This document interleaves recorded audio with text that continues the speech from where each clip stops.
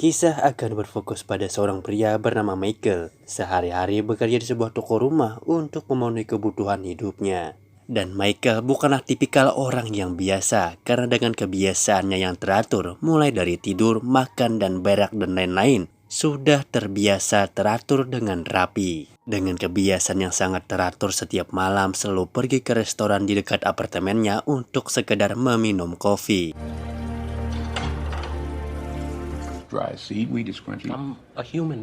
Dan menghabiskan waktu dengan membaca buku komik kesukaannya. Di sisi lain, kita mulai diperkenalkannya dengan seorang wanita bernama Alina. Dan dari cara berpakaiannya, kita sudah menyadari bahwa ia bekerja sebagai wanita penghibur. Si Elena sempat menegur Michael duluan terkait buku yang ia baca. Duanya akhirnya saling mulai berkenalan, walaupun Alina tak memberitahukan profesi dan hobinya. Sampai suatu malam di mana keduanya asik berjalan di tengah malam, sebuah mobil datang dan dua orang dengan berpenampilan Rusia menghampiri Alina dan memaksanya untuk masuk ke dalam mobil. Salah satu dari mereka tersebut cuma memberikannya kartu nama sekiranya Michael menginginkan wanita-wanita Rusia lainnya untuk diajak tidur. Makes everything seem possible again. Suka! Hari demi hari berlanjut setiap malam di restoran sambil membaca buku. Michael menanti kedatangan Alina seperti biasa, namun ia tak kunjung muncul. Sampai suatu malam, si pemilik restoran mengatakan ia mendengar kabar bahwa Alina sedang sekarat sampai dirawat di sebuah ruangan ICU di rumah sakit. Di rumah sakit terlihat kondisi Alina seperti habis dihajar, habis-habisan. Di sana terlihat Alina dijenguk oleh seorang temannya bernama Mandy.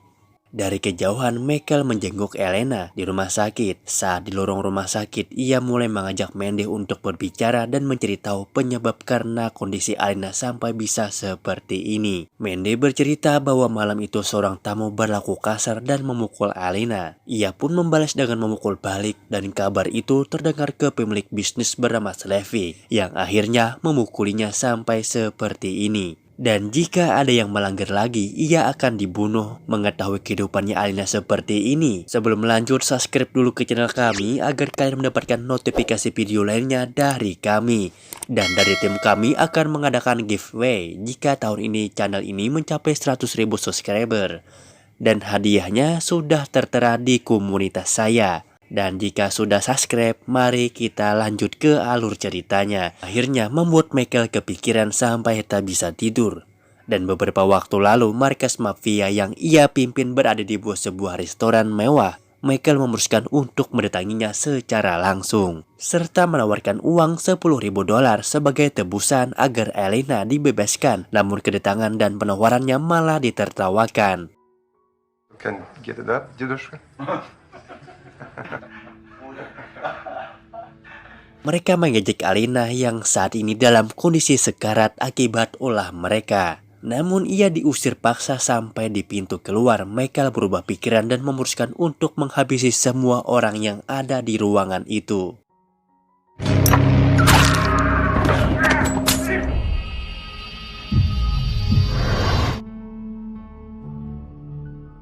Keesokan harinya, kematian para mafia ini kemarin mulai diberitakan dari kepolisian setempat. Menduga para mafia ini mati akibat penyerbuan yang dilakukan beberapa orang. Sampai akhirnya seseorang bernama Teddy didatangkan dan dengan kemampuannya ia langsung sadar kalau pembunuhan ini dilakukan secara spontan oleh seseorang yang sangat terlatih.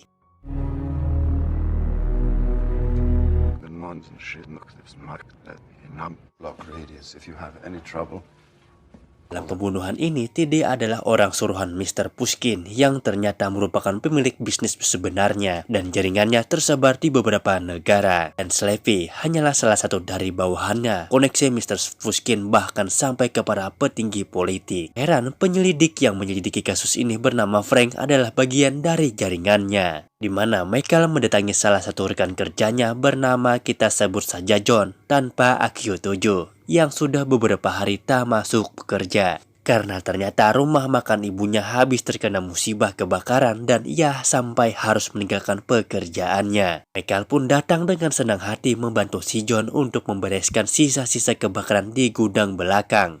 So I'm gonna help out around here now. Don't and a half an hour later you'll watch the Setelah bersih-bersih, John terlihat murung karena kejadian ini tak bisa ikut seleksi tes saat menuju parkiran mobil. Kedua polisi ini tiba-tiba bertemu Michael yang dari awal ternyata sudah sadar bahwa kebakaran kemarin adalah olah orang-orang ini. Ia pun memberitahu kedua polisi ini untuk berhenti memalak atau rekaman kejahatan mereka barusan akan disebarluaskan. To tie a cinder block around your waist and throw you in the fucking Mystic.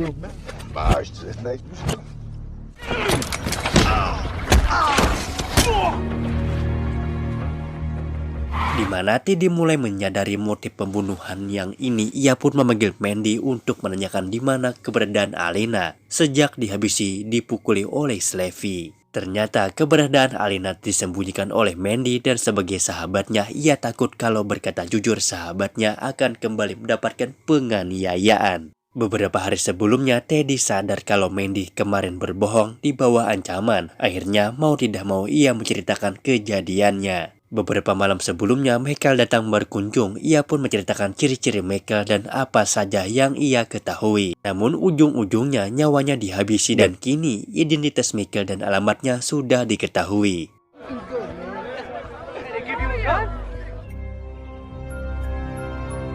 Segala data yang ditemukan tentang masa lalu Michael menurut Teddy bukanlah data yang sebenarnya. Nampaknya masa lalunya disembunyikan sedemikian rupa.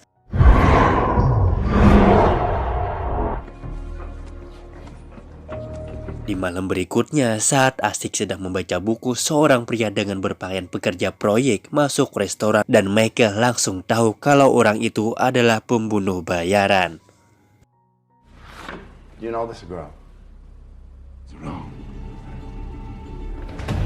Ia pun langsung ditodong pistol sedangkan Teddy bersama Frank memantau dari jauh di sebuah mobil. Kejar-kejaran pun terjadi dan Michael membuat pingsan salah satu penjahat dan mengambil HP yang dibawa mereka.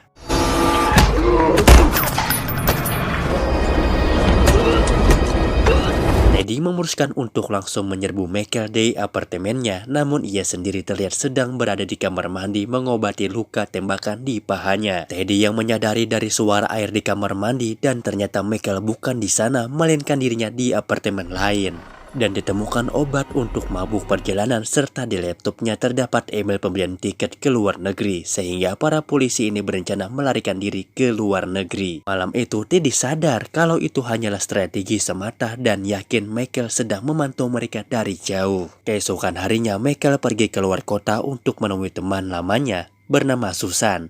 Di sana ia bertanya siapakah Teddy sebenarnya. Keesokan paginya Michael dan suami Susan saling berbincang. Ternyata latar belakang asli Michael memang sudah dipalsukan dan ini dianggap sudah meninggal dunia. Dan Susan akhirnya datang kembali dari markas menggunakan heli.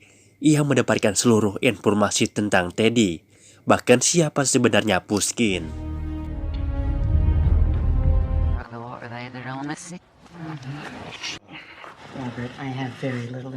Susan menanyakan kenapa Michael sampai rela kembali ke dunia gelap hanya untuk seorang wanita yang ia baru kenal. Michael hanya menjawab mungkin karena ia satu-satunya yang bisa membantu seperti Alena untuk mendapatkan kehidupan yang lebih baik.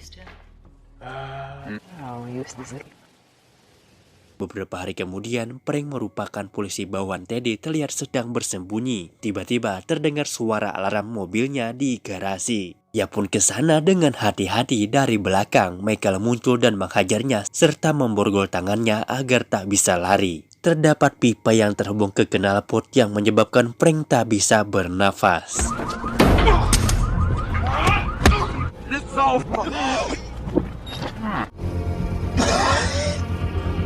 Michael dengan santai mengajukan pertanyaan yang awalnya Frank menolak untuk menjawab, namun setiap kali kaca mobil tertutup menggunakan remote yang sudah dimodifikasi. Frank menyerah dan menunjukkan salah satu lokasi bisnis terlarang milik Pushkin. Dan berpura-pura menjadi salah satu polisi, Michael berhasil diantarkan masuk menemui pimpinan operasional tempat itu.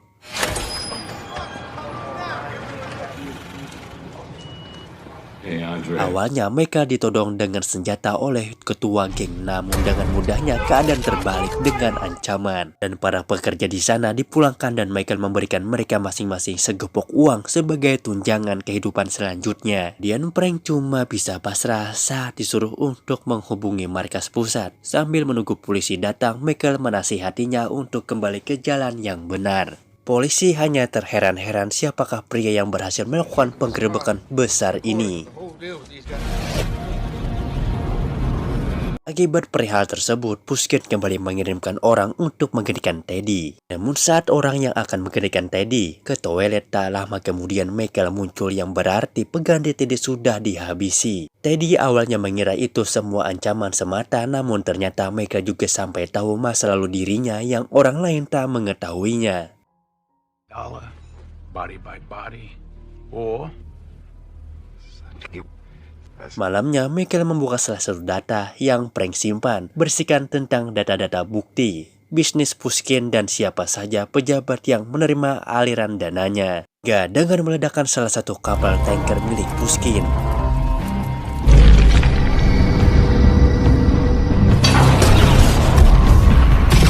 Dan hal ini membuat Pushkin semakin resah dan meminta Teddy bersama tim barunya untuk segera menghabisi mereka. Dengan cara menyandera orang-orang yang Michael kenal agar mau ke lokasi yang di sana, Teddy sudah siap untuk menghabisinya. Beberapa waktu kemudian sebuah bus melintas yang seharusnya Michael gunakan untuk menemui Teddy dari jauh. Sniper sudah siap untuk menghabisinya. Dan ternyata itu hanyalah HP-nya saja yang sudah diatur untuk meneruskan panggilan dari lokasi aslinya. Tak lama, suruhan Teddy mendengar suara musik dan ia pun sambil menodongkan pada John dan mengarahkan ke tempat asal musik ini diputar. Saat sampai di sana, Michael muncul dan menghabisi mereka satu persatu.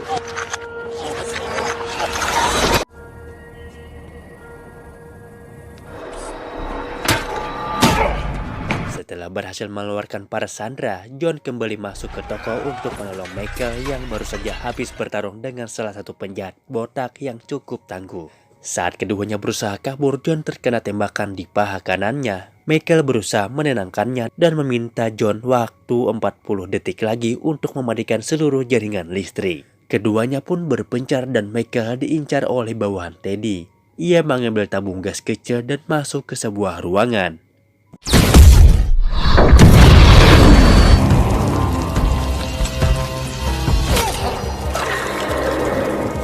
Tindakan Michael ini tak sampai di sana. Beberapa waktu kemudian ternyata ia sampai ke kediaman Pushkin di Moskow, Rusia. Ia berhasil menyelinap sampai menemui Pushkin yang lagi mandi. Keduanya pun mengobrol dan entah mengapa Michael membencinya.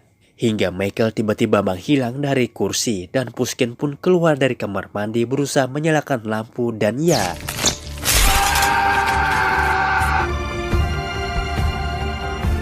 Waktu pun berlalu. Michael menikmati hari-harinya yang damai. Sepulang dari belanja, ia dihampiri oleh Alina yang sudah terlihat sudah kembali bugar.